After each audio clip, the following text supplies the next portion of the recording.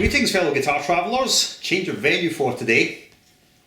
Brandon and I are absolutely chock-a-block with pizza from Pizza Hut. And I've just turned into a massive ball of lard by eating so much carbohydrates. And so we definitely need to sit down, and there's no chance that we can play guitar because I'm like a blimp at the moment.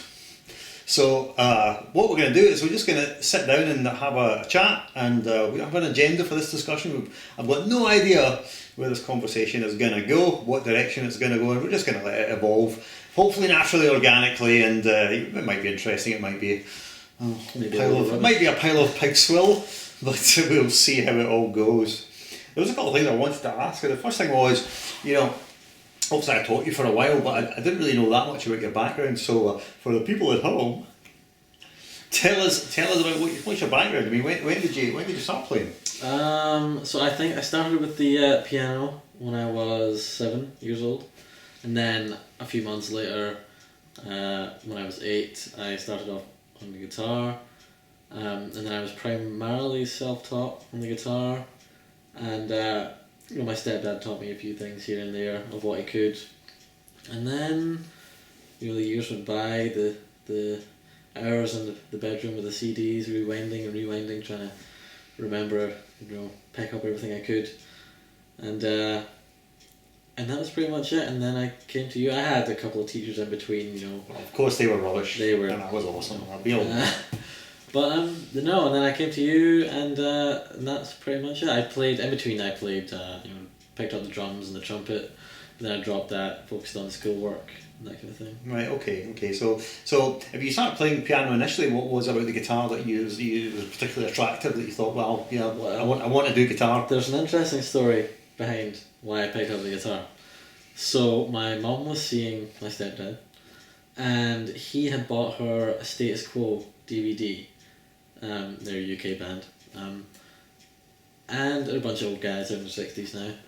So he bought her a DVD of one of their, it was their 40th anniversary special for Valentine's Day, and I just sat and watched it for days and days. Right. Just kept playing it, and I had this toy guitar, this plastic thing with horrible strings. The action was like that off of it, and I just tried to copy the shapes and try and get a sound out of it, and that's why I picked up the guitar, and it just seemed a bit more appealing. The piano, I ended up practicing the guitar a lot more than the piano, and I just took to it a bit more. It came easier to me than the piano did. But do you think that's because you had more of a sort of visceral, organic connection with it, or something you wanted to do? I mean, when you played piano, was it something that you wanted to do, or was it something you felt that maybe, well, I'm sort of obligated to do this? No, I wanted to do it when I was younger. I had asked if I could play the piano. I don't know, it was probably more of an organic thing, more natural, taking to the guitar. I don't think what my own experience was really. I started. So how old were you when you started playing? Guitar was 8. 8, wow. I didn't start playing until I was 15, which is really, it's kind of late. Very late. I can't think really the reason that I started playing. I mean, my cousin at the time, he played guitar, and he also played some drums. And I don't really know whether it was him that kind of inspired me to pick it up, but certainly there was someone I knew quite well who played an instrument, so there was that. I think, I started playing guitar for the most amazingly sort of shallow reasons you could imagine, and the principal reason was I just thought it'd be cool. Yeah. And then not cool from the point of view of, hey, I'll play guitar and we'll get all the chicks, because somehow that just never really worked out. I mean, how they say that you learn to play guitar and you'll attract all the females. What they forget to tell you is that if you get really serious about it, you're going to spend all your time in your room practicing. Yeah. Right, that's what happens. I used to practice so much that my nickname became Antisocial. I just didn't go out. Yeah. I just stayed in all the time. They say, "Are you coming out?" And I go, "No, I'm going to stay in practice." Yeah, exactly the same. So I think I really just started playing the guitar because it was cool, which is a really incredibly shallow motivation to start playing anything. Yeah. But I remember the very first time I picked up the instrument, there's really two things that went through my mind. And the first thing was, oof, this is hard. Right away, I just knew the instrument was very hard. I mean, for me particularly, I thought it was extremely hard. But also, I had this real determination that I was going to learn to play. And it wasn't a matter of, I would like to be able to play and let's just see what happens. It was I'm going to learn to play. There was never any question about it.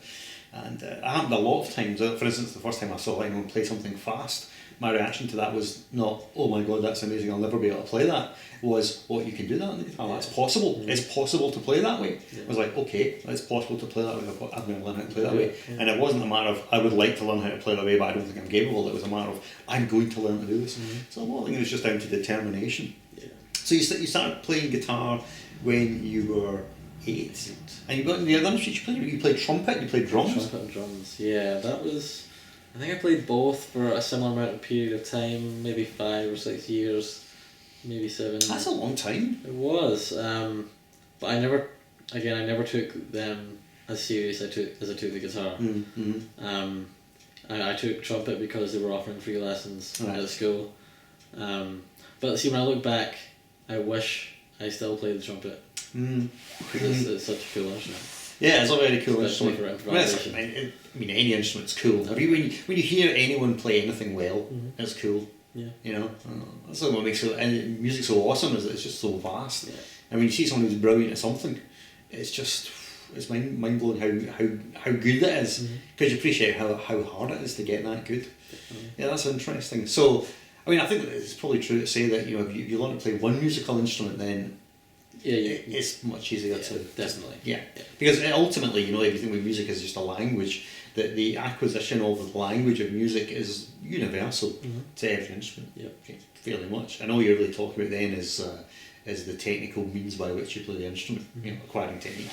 And how long does it take to acquire technique on an instrument? A few years of fairly hard work will get you a serviceable technique and be able to play. You know, so it's definitely easier to learn to play another instrument if you can already play one. So you've always really been steeped and inured in you know, playing something, you know, piano, guitar. There's never been anyone in my family who has been big into music. I don't know what, you know, that was just that one DVD that got me into it. I never lived in a musical family. I don't have a particularly musical family either.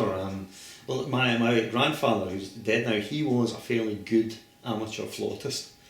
And interesting story about my grandfather, a bit like, you know, the jazz guitar player Pat Martino, who had an aneurysm and had to learn to play again. It was my grandfather, same thing. He had an aneurysm and he had to learn to play again. Though it's true in his case, he was never as good as he was, you know, after he'd had it. But he still could play though. But I didn't really have very regular contact with him, so I never, you know, it's not as you could cite him as an influence, because he just wasn't. And it's hard to think where really the desire to play came from. I wasn't really very interested in music as a kid or at school. I hated it actually at school. I would do anything to get out of going to music class. I remember when I went to secondary school, somehow I ended up in the debating society. Well, because I can talk a lot of crap, basically, you know. I have the gift of the gab in that respect. So I ended up in the debating society, and it just so happened that the debating society thing was during the music period, and I would, I mean, this is how sad it was, I would get out of music by going to the debating society, you know. I mean, you think it'd be the other way around, you know, oh God, who wants to sit around going to the debating society? Sounds like death. You know, but for me it was absolutely the opposite way around. I just hated music. I mean, our music teacher, Mr. Hunter, oh my goodness me. I mean, this guy was like a rage monster. Honestly, if he'd been in a Marvel movie, he would have been turning into the Hulk in every scene. The guy just had serious rage issues, you know. I mean, if you think about it, what sort of person is going to inspire young children with music? Is it going to be someone who's viscerally angry at everything? Please, sir, I would like to watch it. Oh my God. Yeah, my experience was really opposite, because I would always love getting out of maths or English, going to my music, my trumpet lesson or my guitar lesson. So it was quite opposite. Yeah, well, yeah. I think it also, I don't know what it was like when you were at school, but I mean, certainly when I was at school, you know, the notion that you played a guitar or electric guitar, that was just seen as a, you know, not a legitimate thing at all. Oh, it's not the experience I had. Yeah, well, I mean, I can actually remember like leaving school and going back to see if I could do like a crash hire, and they asked me, well, what instrument do you play? I said, well, it's electric guitar, and they basically just laughed me out of the building. You know, oh, that's not a real instrument. You know, that's for, you know, it's just for idiots that play in rock bands. So definitely, I think I probably come at the end of the era where electric guitar was not seen as legitimate, and then transitioned into being seen more as a legitimate instrument. Yeah. But not fully so. Like for instance, when I went to college in 1990, I went to study in Perth College, and it was at the time the only place in the entire UK where they did like a contemporary music course, a rock music course. Nowhere else did it, and this was revolutionary, groundbreaking in 1990. So it's amazing how far things have come, because almost every college now, university now, is offering a contemporary music course, which I've got plenty of views about that. Absolutely, which we might discuss in due course. It's an interesting journey. So we kind of know where you are now, but tell us where you are now and what you've been doing for the last couple of years. Well, I've been studying at Berkeley. Well, before that, actually, I left high school and I studied at a place in Glasgow called the Academy of Music and Sound, and then I left there and went to Berkeley, so I'm in my second year, and that's been a great experience. I've learned so much, and I'll be off to Spain to study. They have a campus in Spain. It's all the hardship. The hardship. Yeah, and it's actually cheaper to go to the Spain campus, so that's... It would be. So I'm going there for a semester, and then we'll see what happens after that. Yeah, right. So obviously, you don't come from a wealthy family or anything like that. So it's been a real struggle to get the money. You've got grants from various organisations. Yeah, I need to apply to different charities every year and put in reviews and reports and keep looking for more sponsorship. So yeah, it's a real challenge. Just to give people an idea of how much it costs. If you manage to complete all 4 years, how much will, for instance, just the tuition fees have been? Well, put it this way: if you were to do Berkeley 4-year degree, the total costs about $250,000. Wow. Luckily, I have a scholarship, so it doesn't cost quite as much. So that's it. Yeah. It's expensive. That's a lot of money. Yeah. Now I'm going to ask you a hard question here. Okay. Do you think that's the best use of $250,000? Granted that you are managing to get the money from various places, so yeah, it's free for me technically. Well, yeah. Is it the best use of $250,000? If you have it, sure. Yeah. If you don't really need Berkeley to learn what they're teaching you, but you need them. They have great contacts. It's all about networking. I'm not really there to learn, because I proved in the year before I went that I'd learned most of their harmony coursework on my own. It's all about industry contacts, the people that you meet there. You're meeting 4,000 musicians from most countries from around the world. So it's a great resource in that respect. I think that probably the only way you can answer that question is several years down the line after you've finished. Definitely. And it depends upon what you're doing. Yeah. So if you're doing something that you would never have got the opportunity to do if you hadn't gone there, then of course, absolutely, it's totally worth it. Yeah, but you think if you had like $250,000, how many private lessons could you have booked with Well, no, I think someone better than me. Like you just phone up Guthrie Govan and just say, Guthrie, I want you to come and be my personal guitar coach for the next 6 months, and I'll give you $250,000. I think you would probably go, yeah, man. You would absolutely, absolutely, man. I'm yours to command. If I had the money, well, it's the case of when you have to apply for the money, you don't. True. It's not as if they're not giving you $250,000. What they're doing is they're giving you a grant to go and do this very specific thing. Yeah. Just to let you know, guys. Unfortunately, they don't give $250,000 grants to have Guthrie Govan as your personal guitar tutor. Maybe it's something we could lobby the charities for, though. I think that'd be quite good, wouldn't it? Just say, well, it's only going to cost pennies on £1 in taxation, and I get to have personal guitar lessons with Guthrie every week. In fact, he's just like your living manservant. You imagine that? Yep. You pay him so much money that not only does he Yeah, exactly. He comes and he teaches you guitar, right? He gives you a lesson during the day, and then when obviously you're eating quail eggs in the corner, he'll go and do your dishes. Yeah, that could be quite surreal. Yeah. But they say that they'll have more money that'll buy anybody, so absolutely. If someone says to me, I'm going to give you all this money, you come and do this, I'm just like, yes. Oh yes. Yeah. It's a bit like think of a band that you think nothing of, you think, oh god, I hate those guys, they're awful. Yeah. But their manager phones you up and goes, yeah, we want you to come and do this world tour. Yeah. And even though it just means you standing in the corner strumming a G chord. Yep. But they're giving you lots and lots of money. Yep. Are you going to go no? Even if they weren't paying me, if I was going on a world tour for free, I'd do it. No, I'm more messing with that. I won't paid. I won't paid. Just as a general thing, if you're a musician, don't do stuff for free. as a musician, there's always going to be some things that you do for free.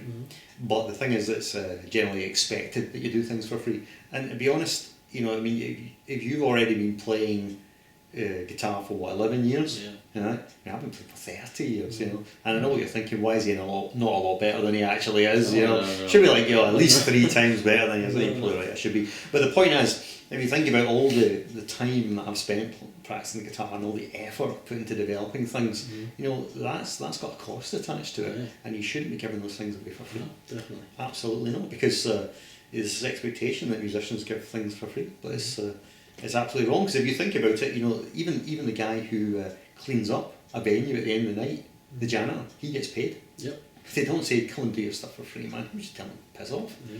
Yeah, so why should a musician have to be expected to provide something for free? It's just it's crazy, and it's also I think it demonstrates how much. Don't do it for exposure. No. I think that's you're not going to get exposure, No. or you're going to get the wrong sort of exposure. Yeah. You know, it's just a devaluing of the commodity of being a musician, and not recognising that it has an intrinsic value. And it's partly just because, you know, culturally we're just so utterly disposable now.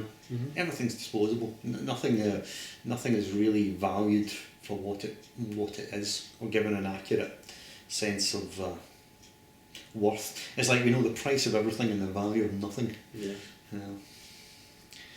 All right, so let's just see what we've talked about. You talked about we talked about Boston. Yeah. Tell us more about the guitar since we wheeled that out. Guitar, all right. He's been sitting there just etching to get that guitar up, you know. So this is a Warmoth Harps guitar. So you go online and you choose all your specs, and they send you out the body and the neck. It's all routed out, and you buy all the parts. You buy the bridge and, you know, the pickups, all the knobs, all the wiring, the tuners, and that's about it. You just put it together. It was quick. You know, it wasn't So to be clear about this, you can put any pickups on it you like and any hardware on it you like. anything you like. Yeah, Right, I get you. Yeah, and I got it for free as well, which is even better. How did you get it for free? There was a charity in London called Awards for Young Musicians, and you apply to them, and they'll give you money if you need money to buy a name. So does everyone else on the planet feel like punching Brandon in the face at the moment? Well, if you're under 18, you can go and apply. Absolutely. In all seriousness, now, for those of you that are sitting, well, you know, how this guy's got $250,000 to go to Berkeley potentially, you know, you can give him free guitar. Yeah, but if you heard him play, I mean, the guy's 19 years old, he plays absolutely awesome. You know, I'm not. Well, there's always room for improvement. Of course there is. Of course, and we all recognise that. But the point is, you know, without sounding really kind of cheesy and trite, I've been teaching guitar for 25 years, and Brian is by far the most capable student I ever taught, and he's probably be very embarrassed me telling him that, but it's true. And I'm just going to say it, it's true. Yeah, so I think you've got real potential, though time will tell. We'll see. Time will tell. Yes. The thing about the music industry, of course, is that the music industry has got nothing to do with talent. We all know that, it's got nothing to do with talent. Yeah. But I think in the end, you need talent, you also need hard work. In the end, hard work tends to pay off. It tends to pay dividends, it really does. Yeah. If you're determined to make something happen, it'll happen. Yeah. I mean, look at your whole Berkeley thing, you really had no idea how you were going to get there. You know, but I always think that in these circumstances, if you really have something in your mind and in your head or in your heart that you really want to do this, and you're determined to take steps to make it happen, then it's more likely to happen than not. Yeah. You know, obviously there needs to be a mechanism for things to happen. Yeah. That you can't just say, well, I'm really focusing on the aliens landing and taking me off to Beetlejuice. You know, it's not. That's not going to happen, right? It doesn't matter how much you focus on that. It's not going to happen. Well, I'm not saying it's not going to happen, but it's extremely unlikely that it's going to happen, right? Because we don't know that aliens actually exist.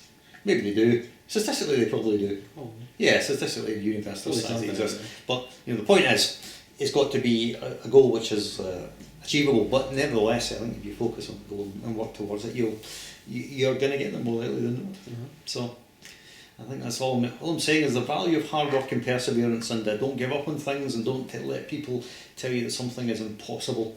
Yeah. You know, when I was starting off on my so-called career,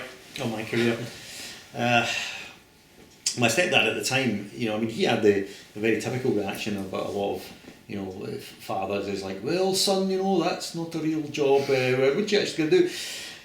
And the honest truth of the matter was, at the time, I got no idea how I was going to make a living. I had no idea. All I knew was I wanted to play guitar, and that's all I wanted to do. And you know, I really just thought, well, a way will have to be found for me to make a living. And for me, it's really been fundamentally been teaching. That's what I've done, because that's really what I enjoy. Yeah. And it's probably what I'm best at. Although I've had a long career as a player, I don't really, you know, as a performer, I should say, I don't value it in the way that I maybe did once. Right. I don't know. How do you feel about gigging? I mean, you keen on? I'm trying to think of the right words here. See, for me now, that if someone said to you, how do you want to spend your time? Do you want to spend your time in a band doing lots of gigs, even if it's often a tour or something, or do you want to pursue, you know, the musical educational goals that I'm involved in? And if someone's really asking, give me that choice, I go, no, I'd rather pursue, you know, the music education things. Yeah, I would probably, being younger, I would probably go for more of the gigs, and then music education when I was older. That's just my view just now. Yeah. I think I need a lot more experience. I don't think I could teach full time just being this age younger. I don't have enough experience. But I think when I'm older. Yeah, the shocking truth is that I started teaching guitar after being playing for about 2 years. I know. And the way it happened was that you know, I learned to play sort of the tail end of the 80s. And obviously you don't remember, but you know that you know, back in the 80s, shred was this big thing. You know, it was like a major thing. And you know, at that time, not everyone could shred. I mean, now you see like it's you know, to shred is just like it's almost expected. Like any half decent player can shred these days. It's not a big deal. But back then, it was a big deal. Like if you had, you know, an above average technique or an exceptional technique, that was something quite. There's a lot more exposure these days as well. Yeah. I mean, I can also talk about how much the bar has gone up in guitar playing in the last sort of 20 or 30 years, and we'll talk about that. But the way that I started teaching was that, because I developed, the way that I learned to play was really all completely, you know, back to front, really. And after about 2 years, I, you know, had developed a reasonably pretty good, you know, technique. And the shocking thing is that the foundation of a lot of my technique, you know, my legato, my picking, sweep picking, that was all laid down in the first 2 years. You know, I mean, I've got a cassette tape somewhere. You know, the edition I sent to Perth College in 1990, and I've been playing at that time for about maybe 2.5 years. To break that out. Yeah. And you can listen to it and you can go, actually, you know, for a guy who's been playing for 2.5 years, that's pretty good. And some of the chops in that, I'm listening to that today and just think, oof, you know, that's better than it's got any right to be. But anyway, my technique developed very fast. And I just became known, you know, in the local place I lived as being this guy who can shred. You want to hear this guy who can shred. And so I just started teaching, you know, people who came for lessons who wanted to learn that sort of thing, and that's what I taught. I mean, I was a terrible teacher back in those days because I had no coherent idea of things, structure things. I mean, vast. I mean, I knew nothing really.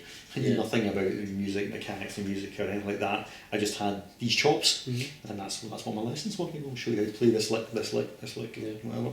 Not a great teacher at all, but that's when I started teaching, and that developed. I was teaching up till I went to college to study, and then I can't recall exactly now, but I used to come back home at weekends and teach, and then when I was off in the summer, I had to come back and teach for whatever it was. 3 months of the summer break you got. So I've actually taught on and off pretty much almost as long as I've been playing guitar. So I've been playing for 30 years. I've been teaching for probably about 28 of those 30 years, but teaching full time, I would say since 1995. Yeah, that's before I was born. Yeah, 20 years I've been teaching full time. When I moved back to Glasgow, and that's when I started teaching, and I've been doing that pretty much. Relentlessly since then, and I've not got bored of it yet. Not yet. No, I don't think so. I don't think I'm going to. I mean, things have changed a hell of a lot in terms of how you teach, and certain ways of teaching and what I teach. But you know, the fundamental desire to pass on my skills and knowledge to other people and enjoy the process, and then enjoy seeing them develop. Yeah. And it's probably true that I derive much more satisfaction now from seeing how your students develop, or from how people you've influenced develop, rather than I would get personally from the development of my own playing. Yeah. Obviously I want my own playing to develop. I don't want to just stay stuck. But you're going to ask me in the end what's more satisfying. It's more satisfying to see someone else achieve than to see yourself achieve. Yeah. I don't really know why that is. It's just how. That's why I feel. It's just the. Ultimately, these things. It just depends how it makes you feel emotionally, and emotionally, it just makes me feel. It makes me feel happy. I guess happy is the word. It makes me feel happy. It feels like I'm fulfilling my life purpose. If you like. Whereas for instance, doing a gig, going out and doing a gig, and even if it's a great gig and people tell you you're a great guitar player. I don't need that. Yeah. I don't need the validation of someone who knows less about music than I do telling me I'm a great guitar player. Because without sounding like an egomaniac, I know I'm a great guitar player. I don't need someone to tell me that. Because I know what I'm good at, I know what I'm less good at. I'm realistic with what I can do. I can't do everything, but I don't need the validation of someone telling me that I'm great. I don't need someone to come and stroke my ego and go, "Oh, you're so good, you're so great." It's just not required anymore. And I don't think it's in the long run, if you need someone to do that for you, it means that you're not really emotionally, well, to be honest, balanced or mature. Yeah. That if your self-image is relying upon someone telling you, Brandon, you're a great guitar player, I mean that says a lot about yourself, really, doesn't it? You might be a great guitar player, but why do you need someone to tell you? I mean, surely, and if you're honest with yourself, you are, and you don't need someone to tell you that you are. Or if them telling you they are doesn't really mean anything to you in the sense that, so what? This is not particularly important. So let's see, what else can we mine out?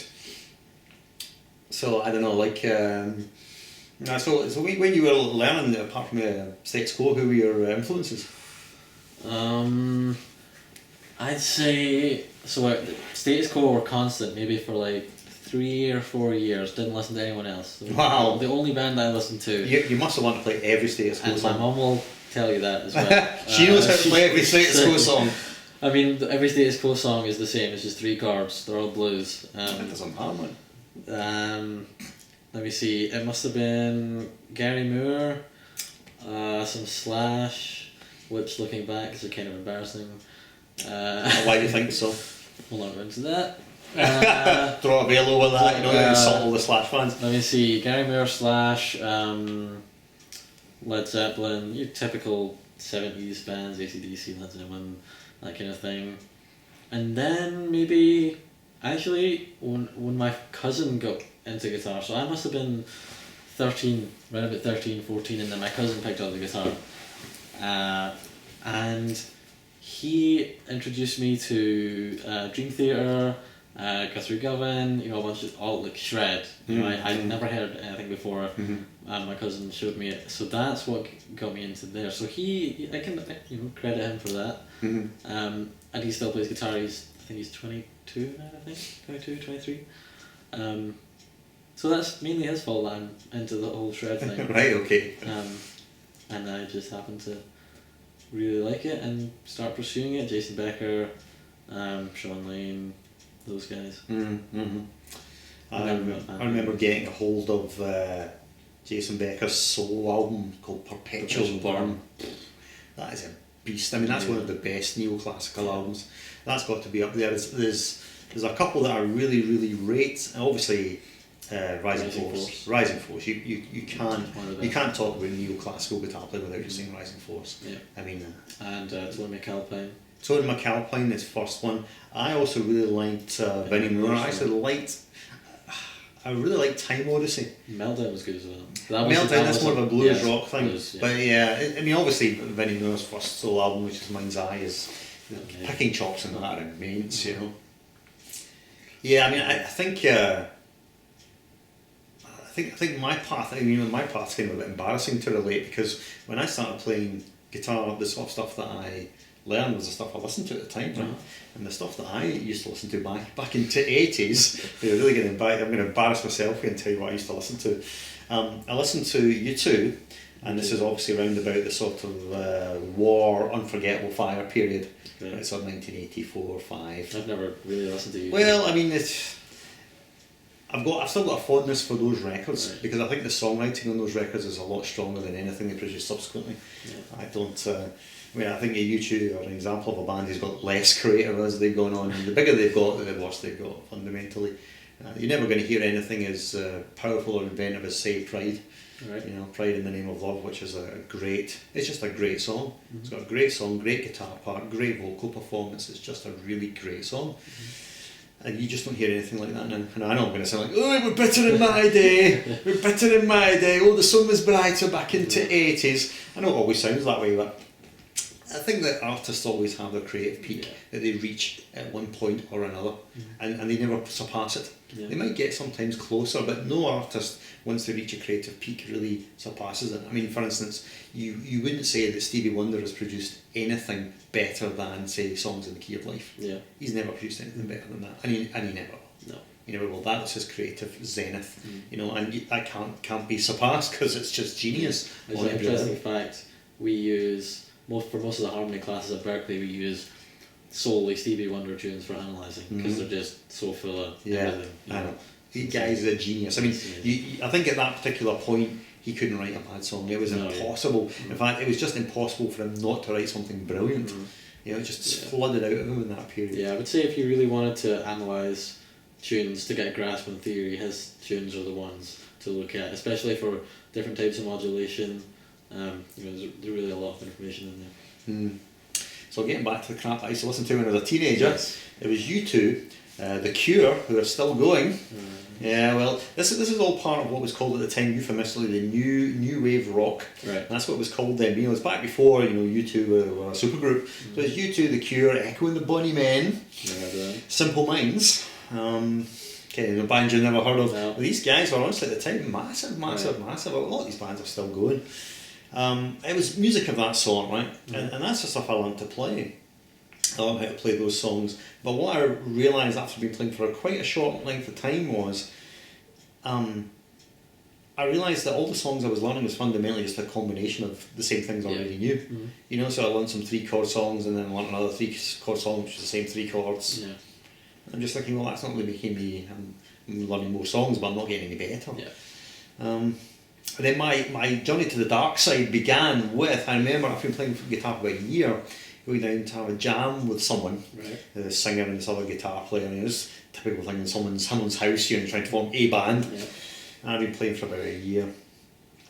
And this is a song we were trying to play. We were trying to play Paranoid by Black Sabbath. Yep. Small problem for me is that back in those days I didn't know what a power chord was. So this other guitar player called Neil, who's a really nice guy, very generous, he showed me how to play power chords. And at the end of that sort of session they gave me a cassette tape which had Black Sabbath greatest hits on one side and Iron Maiden's first album, the eponymously entitled Iron Maiden, on the other side, right? And you got to remember, coming out of the sort of music I was listening to, as far as I was concerned, the stuff that they give me was like most outrageous heavy metal. Yeah. You know, it was like metal. Yeah. And I was like, oh no, I hate that, I hate that. But when you compare that to metal, of course now I know, you know, when people talk about Iron Maiden being heavy metal, Iron Maiden is basically melodic. Yeah. Melodic, easy listening, really is the way you describe it now. But the point about it was that I listened to, obviously I learned this Paranoid tune, right? And then I started to listen to a little bit more of it, and because it had the early Black Sabbath stuff had a lot of blues influence in it, which I could kind of get on board with, you know, and it didn't feel too offensive to me. And I listened to the Iron Maiden thing on the other side, and at first I absolutely hated it, right? Hated it. But I remember there was one tune on this cassette which was on the first album. I think it's called Strange World, right? And what it is a sort of it's, you know, Iron Maiden aren't really known for ballads, but there's some interesting tunes on that very first record because, you know, their style is not fully established. And there's this song which is a bit kind of trippy, and it's got some of these sort of phasing, clean guitar parts, and then, you know, this massive soaring guitar solo comes in about halfway through the tune, and I'd never heard anything like that at all before, ever.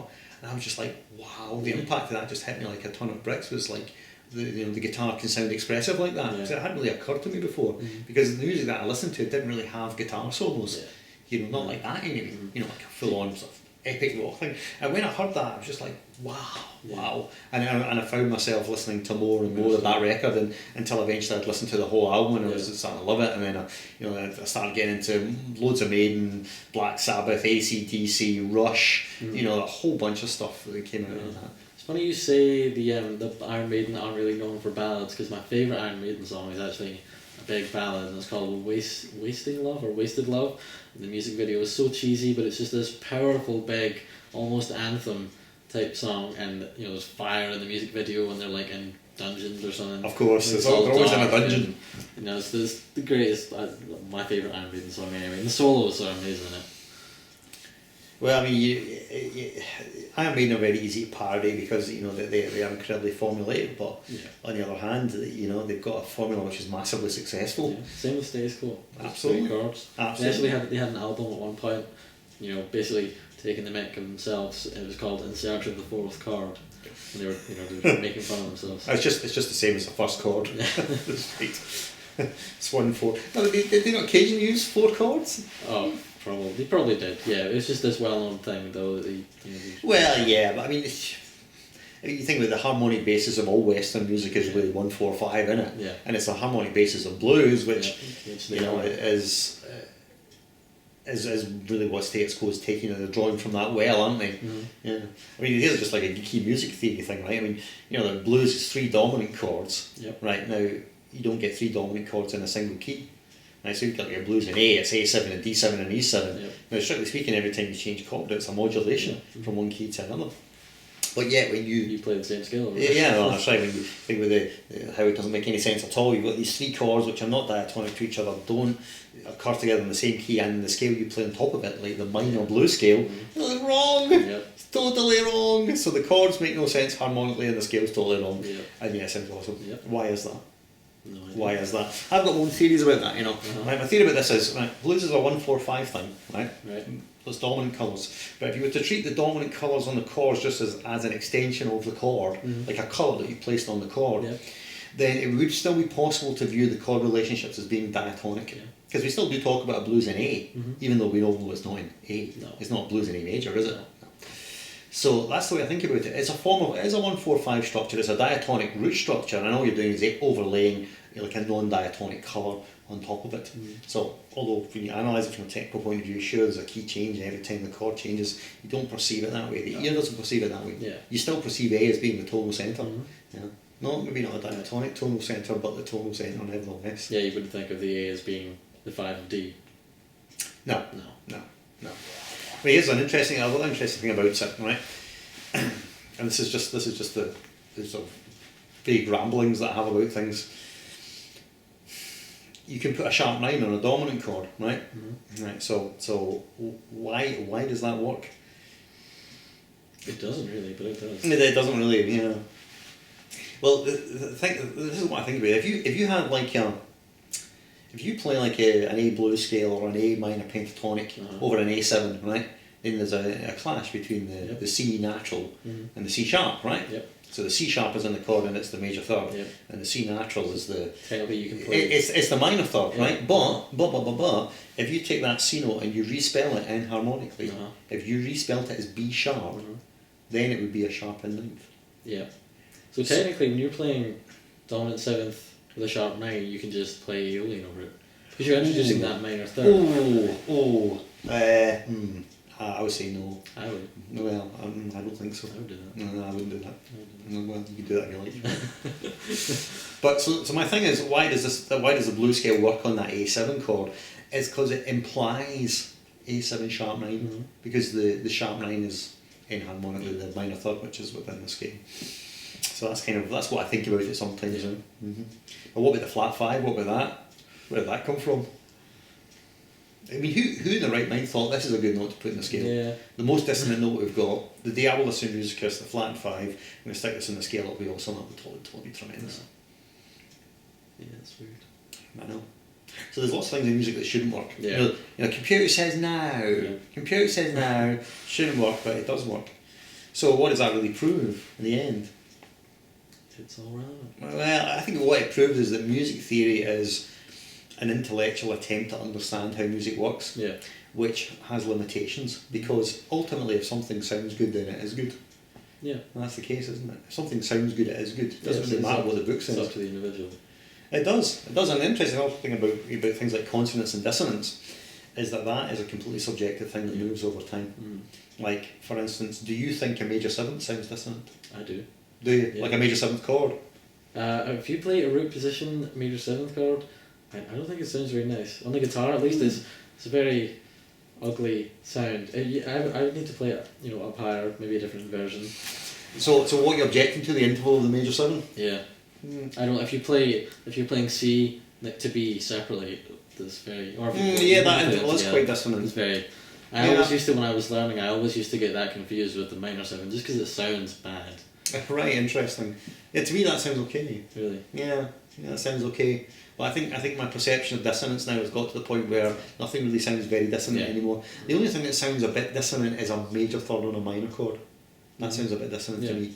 I mean, that's pretty dissonant. That's about, for me, the last dissonance left. Yeah. Everything else sounds various shades of in, or it's not even a matter of in and out. It's just a matter of tension and resolution. It's just that this note sounds tense over this chord, this note sounds less tense. So it's consonant or dissonant, but it's a relative thing. I mean, at one time, like a major third was considered to be a dissonance. It was considered to be like, oh no, can't have that in the chord. Yeah. So the whole evolution of Western music can really describe as the evolution of sounds which are perceived to be dissonant evolving into sounds which are perceived to be consonant, until this evolution's gone on to the point where you can almost accept anything. Obviously it depends upon musical context. Like, for instance, if you've got a C major triad, kind of hard to play outside on a C major triad, innit? You've got like 1, 4, 5 and C. No. It's not really going to work, is it? It's not going to work. So why does it not work? Well, because the harmony's so dictatorial, isn't it? It's so kind of narrow, and it's like a straitjacket of so rigid. But the more colour you add into harmony, the wider. It makes sense. So you use like a bigger chord that contains more notes, and possibilities for playing things are wider. Or conversely, you strip things out and you just playing over like a drone or something like that, a pedal of some kind. You can just do anything you like. Well, this whole conversation has completely spun off in a different direction. I don't know get back to what I was talking about. I was talking about my musical evolution. So I got to the point where I kind of got into those sort of rock bands, like Iron Maiden and AC/DC and all that. And then I heard, through listening to Black Sabbath, I heard Randy Rhoads play with Ozzy and had the album Tribute, and that was a major revelation because I never heard. First time you come into contact with things like legato and lots of things that you've not heard anyone do before, chromaticism and some of the diminished stuff, heard all that stuff. So for a while, I guess Randy Rhoads was my favourite player. He was. But then, of course, I heard Yngwie. Yeah. And, you can't... It's hard now to describe the impact he had at the time, because everybody knows what Yngwie's like, and his reputation precedes him, obviously, along with his rather rotund frame. So you can't really sort of get a handle on exactly what the impact was like, but when he came on the scene, it really was revolutionary, because you're talking about a guy who was playing at an unheard of technical level. No one had heard a rock guitar play on that technical level. He was also using a harmonic vocabulary which no one had really exploited to that extent before. I mean, you can listen to some Ritchie Blackmore, some harmonic minor things, you can even listen to some Randy Rhoads, and there's some of these things in it, but there wasn't this really strong sense of style. He brought this very cohesive way of playing, which was also backed up by compositional harmony that he had. And so it's a combination, it's incredibly strong sense of style, monstrous chops, and brand new for rock music at the time, really harmonic basis for his compositions. It really, you cannot just believe, and it was just like bang. And as soon as I heard that, I was like, man. And I just, at that point, I really just, I stopped learning songs altogether. I was just like practice, shed. Scale. It's just monster practice all the time. And I did learn some of the songs, but I don't think at the time I could play them very well. Really, that's what our focus was, just like technique. And then that led me to all the new classical guys, and I still have on vinyl in that very cupboard right behind you. I've got tons of new classical albums. I've got Yngwie stuff, and I've got Vinnie Moore, I've got Tour McAlpine, even some of the more obscure guys like Joey Tafoya. I've never heard of him. He's actually very, very good. He only did one new classical album. Right. And a couple of other guys I'd rather not admit to have, and I think I've got a Chris and Pelletieri album somewhere. Don't know who that is I don't know either. who that is. Chris Impellitteri is the guy that used to sort of go about saying, I'm faster than Ingve. I can play all the licks that Ingve plays, only faster. And it's true, he could play them faster, but what's the point? No, he was faster, and the first time, he's got this stupendous picking technique. Right. He sounds a bit like a proto Rusty Cooley. Right. When you hear Rusty, those picking chops are like just insanely ridiculous. Or Michelangelo. Well, I don't know, I think Rusty Cooley's faster. I was actually having a debate with someone on Facebook last night just saying, no, Michelangelo, MAB, is faster. I was like, no, Rusty Cooley, man. Rusty Cooley, the speed and accuracy of his technique is ridiculous. What about the guy who... Roy Marchbank? No, the other guy. Is it Roy, or is it That's the Roy. guy who was at the same college with you? That's Roy. Was that right? That's Right, Roy. okay. No, Roy is a phenomenon. You won't know who I'm talking about here, but there's a guy I knew in Perth College called Roy Marchbank who, he's got a career and obviously he's doing well, he's busy, but he certainly isn't a household name in the guitar world. But man, you guys need to go into YouTube and just look for, search for Roy Marchbank, and he doesn't have that many videos up, but the videos he does have up where he shows his technique are just mind-boggling. If someone were going to truly say to me who's really the fastest guitar player in the world, I would say it's Roy Marchbank, because all these Flight of the Bumblebee at 1400 and beat someone, and that's all nonsense. Yeah. That's just not possible. No. It's just not possible, because if you actually do the math and start calculating how fast your hand would have to move to be able to push the plectrum backwards and forwards. Referencing Levi's video that you put up. Ah, that's right. Yes, it's last week or something. He delved into it, and it's just. It's impossible. It's just physically impossible. Yeah. It's physically impossible. And I had thought that the physical limits for picking were roundabout sort of maybe as much as say 20 notes per second. Absolute physical. Did you say yours were? Well, my physical limit for picking is not that great, because my actual picking technique is not that efficient, to be honest. We've got to do this elbow thing. So I think probably I can kind of pick probably about sort of 15, 16 notes per second. That's my limit, just because of the limitation of the actual right hand technique. Yeah. Legato's a different matter. Right. You're always going to play legato faster than you can pick, because if you only got one hand to think about, then obviously it's easier to do one thing than it is to do two things and coordinate them. Yeah, So legato, my best shot is 26 notes per second, which sounds very impressive, but you realise that's on a lick, particular lick. Yeah, that can be played that. And it's not like playing any song. No, at all. I'm not going to consistently do 26 notes per second. It's just like it's a headline grabber, isn't it? What's your top speed? Well, my top speed on this particular lick is this, but it's not your general top speed. Yeah, so up to that point, I thought the picking limit was got to be something like sort of 20-ish notes per second. But when I saw Roy, I thought, oof, But then you get guys like that, And the thing about Roy is that some people watch his videos and go, "That's fake, that's fake," Mm-hmm. But the thing about it is, Roy is the most genuine guy I've known, and he would never lie about something like that. He would be completely, he just wouldn't do it. He just wouldn't do it. And you can watch the videos, you see for yourself.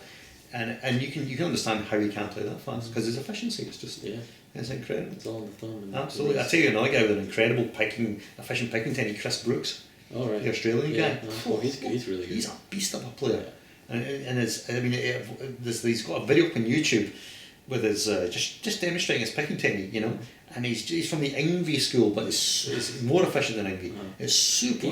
Even Rick Graham on some of his licks, the way he does the whole economy thing, extremely fast, like way up there as well. Yeah, absolutely. Yeah, absolutely.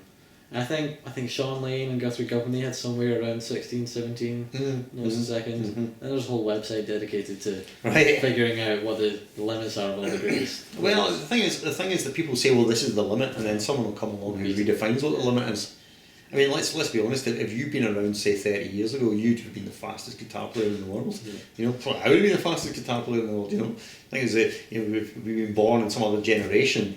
We absolutely. We would have been right up there. I mean, was it not during like the 60s and 70s? You only had one gauge of string.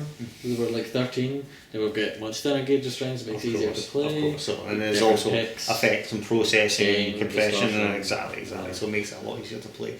Yeah.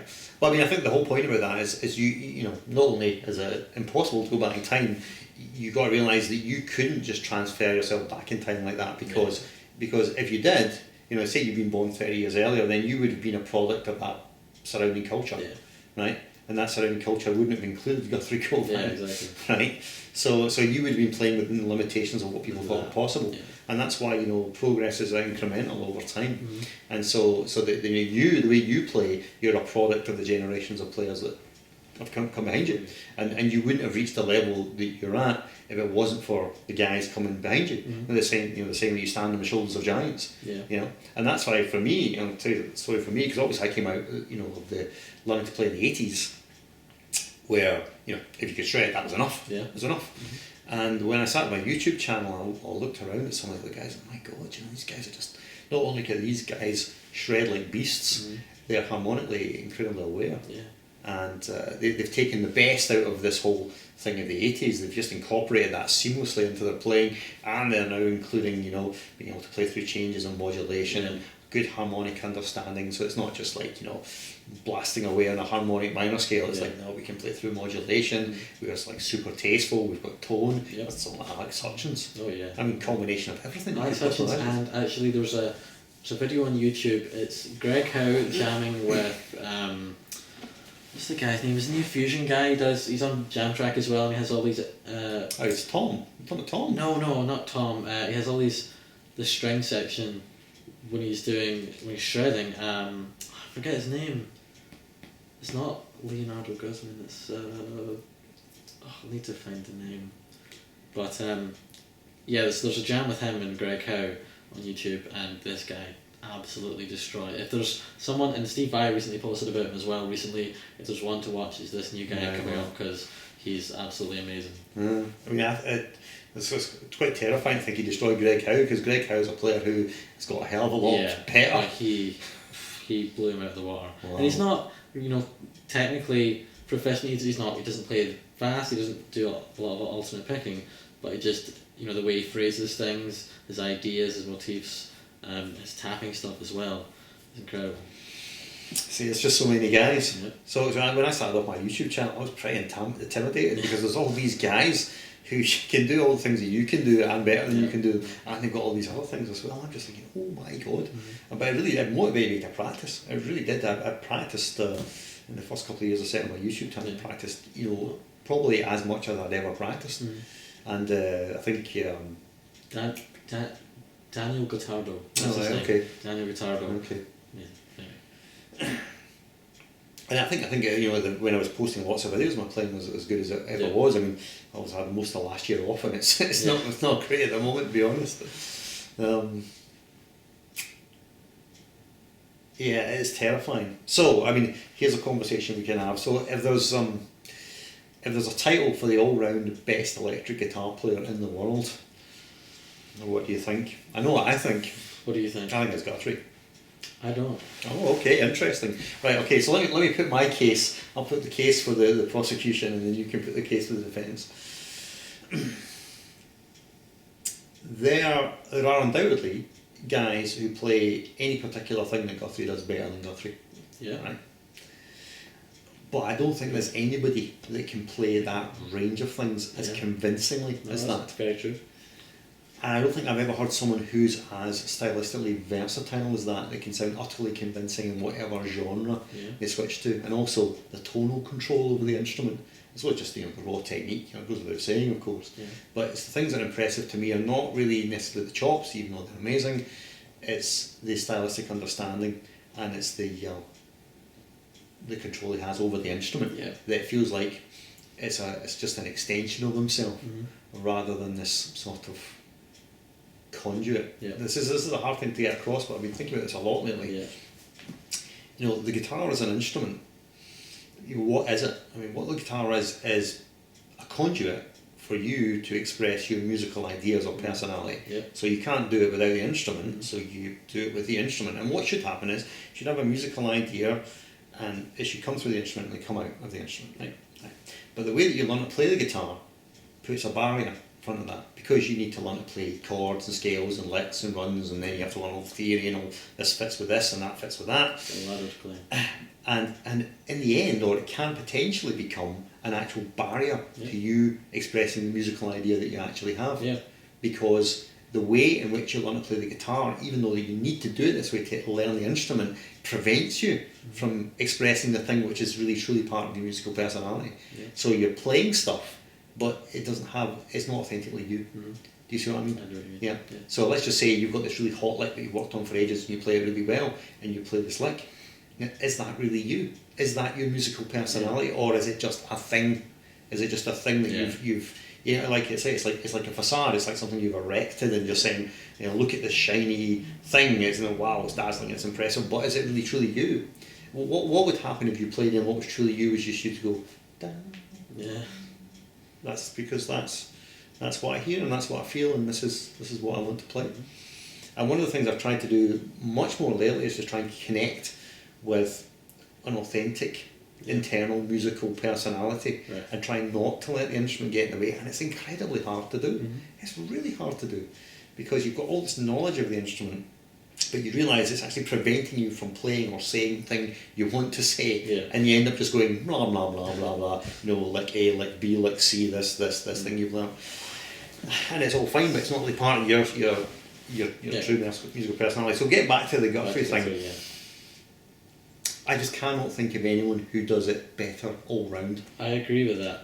However, sometimes, my argument would be Alex Hutchins, right? Oh, okay. Now, although he's not stylistically versatile as Guthrie, I think he's a little bit easier to listen to. Possibly. Although he doesn't have an album out, which we're all waiting on.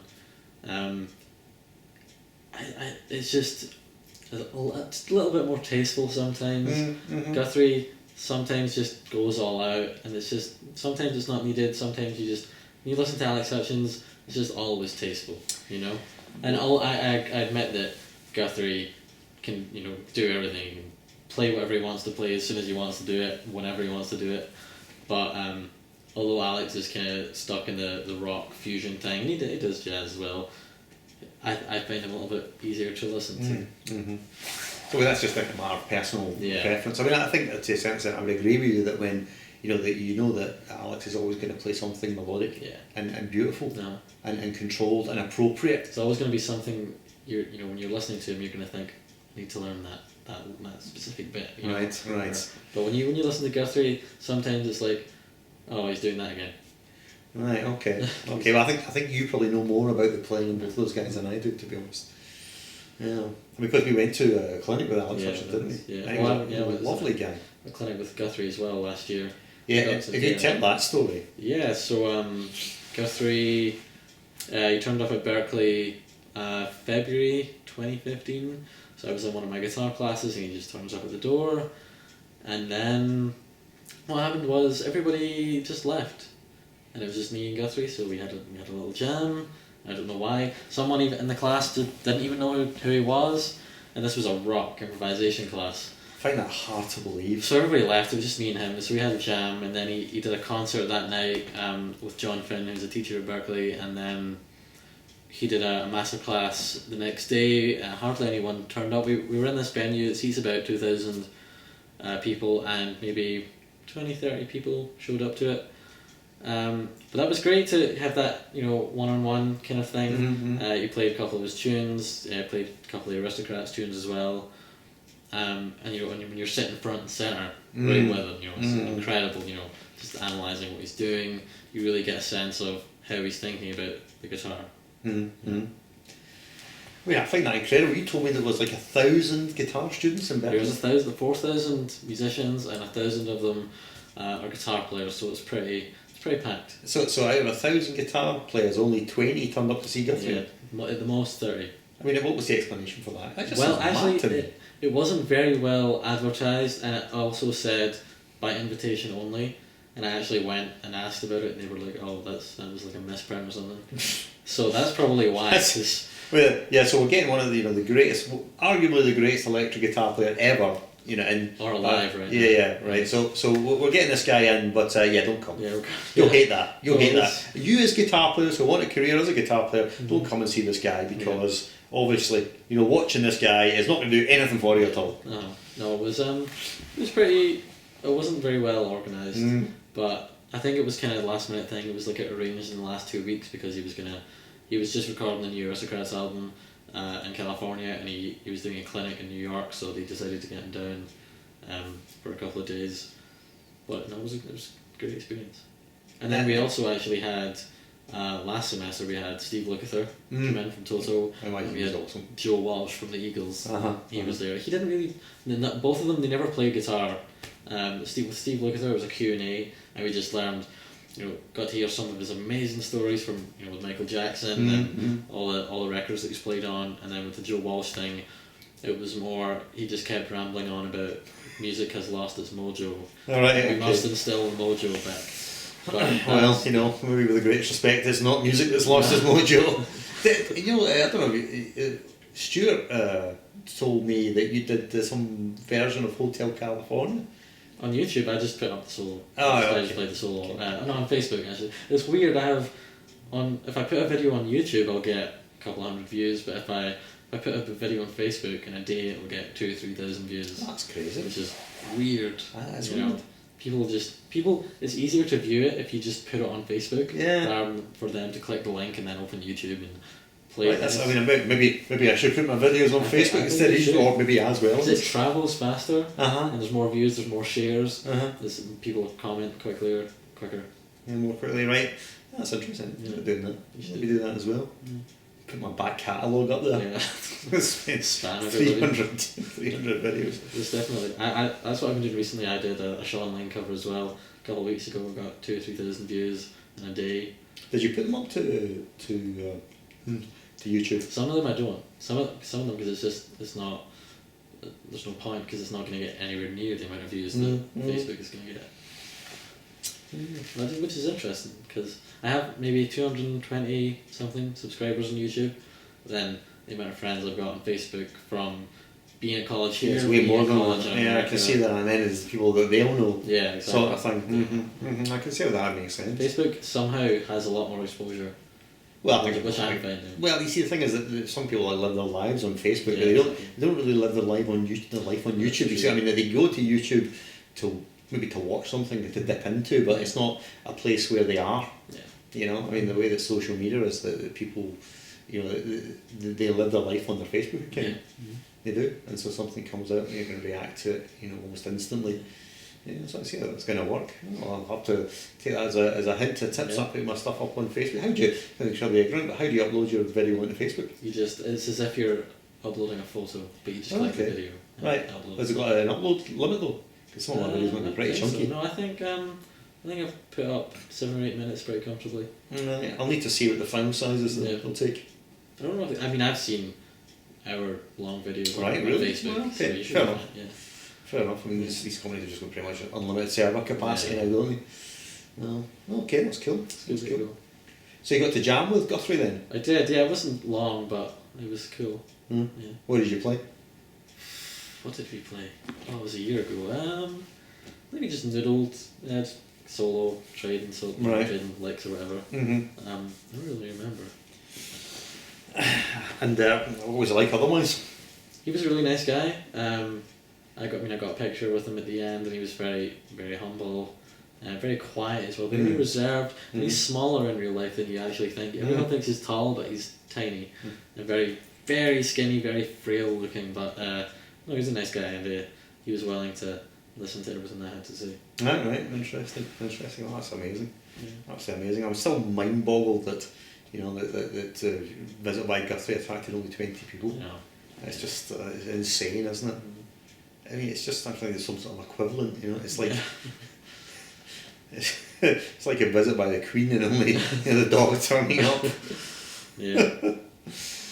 No, madness. Well, with the Joe Walsh clinic, they only made 50 tickets available, and everyone was trying to get tickets. I bet they were. And it was the stupidest thing to just only make 50 spots available, because it was probably the most popular thing at Berkeley that year. But they couldn't. It was not held in a huge auditorium. No, well, they could have held it. Well, it's called the Berkeley Performance Centre. They could have had 2,000 people show up at it, but they held it in this tiny little room. It's called the David Friend Recital Hall, and it probably only seats about 50 or 60.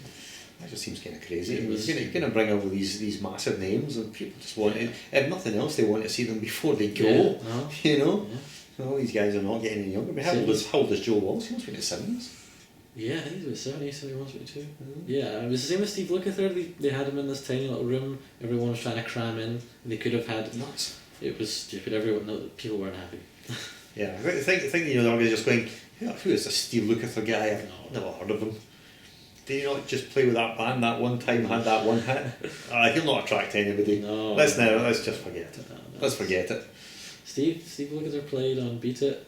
He played all the guitar apart from the solo. Yeah, apart which from was solo, Van like you Halen. said, yeah, I know. He actually played guitar on the song Let's Get Physical. Oh, right, He okay. played that. He's played over 1,000 different recordings. But he was a really nice guy. He had no filter whatsoever on when he was saying things. He just called it as he saw it. Spat it all out. Yeah. Oh, good for him. Yeah, Good for he him. was Right? really down to it. There's too many people that are concerned about saying the wrong thing these Yeah. days. Oh, can't say that. Well, one thing you can't say that. specify at the beginning of all these events, like, please do not film. Do not record. I don't want any evidence that I said He this. was playing in Boston the next day with Ringo Starr's all-star band. Right. So I went down to the venue to try and stalk it out and try and meet everybody, but Right. it It didn't happen. no Didn't success. Yeah. happen. What was that to him? Ringo said, "Metronome. I am the metronome." Just because the wrong accent there. That wasn't a Yeah, it was Liverpool accent. Liverpool thing enough. Aye. Well, I don't know. Have we got anything else to talk about? Or have we drained the well dry now? Yeah. We've drained the well dry now. There's lots of other things we could get into, but this video is going to go on Yeah. for several years if we just keep talking a lot of nonsense. So I think we're probably going to wrap it there. But anyway, it's been a pleasure to have you back. Oh, it's been good to be back. Yeah, yes. And, it must be a hardship for you to have to go and live in Spain for a few months. I know. How will you manage? Oh God. Devastated. We'll see. What news? I'm crushed. I know the dorms are right on the beach, so it's about You know you are going to get hate mail. You're going to get hate. You're going to get YouTube abuse. I hate this guy. Please be nice. I hate this guy. Alright, well, I think we're going to sign it off. So I hope you've enjoyed this nonsensical rambling that we've had for the last, I don't know how long it's been. I think we've been talking for about an hour or something. Yeah, Yeah. And we'll catch you out next time on another video. Possibly you have to just endure me because Brandon's away to lie on the beach in Spain and occasionally play some licks, such as the life of a Berkeley student. Right, okay, then in that case we're going to sign off. Rowan J. Parker and Mr. Brandon Brown. Farewell. See you next time.